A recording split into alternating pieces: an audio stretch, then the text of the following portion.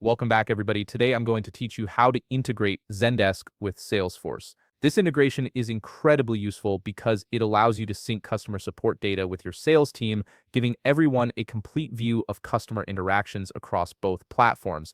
First, you'll want to open your browser and navigate to zendesk.com. Once you're on the homepage, go ahead and log into your account using your credentials.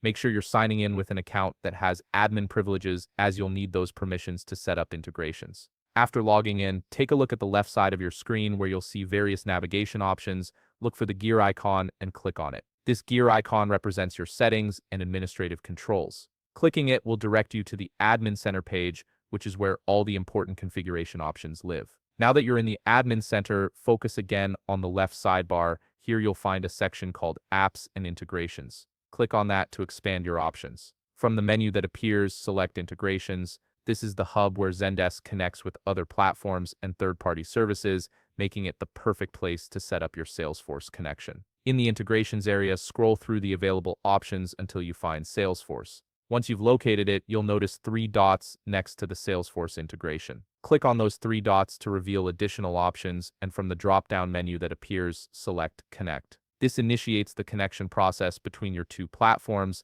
A new window will pop up asking you to choose between production and sandbox environments. Production is your live Salesforce account, while sandbox is a testing environment. Select the option that matches your needs. You'll also see a checkbox asking you to agree to the terms of use. Make sure to check that box before proceeding, as this is required to move forward with the integration. Once you've made your selection and agreed to the terms, click on Connect Salesforce. This button triggers the authentication process that links the two systems together.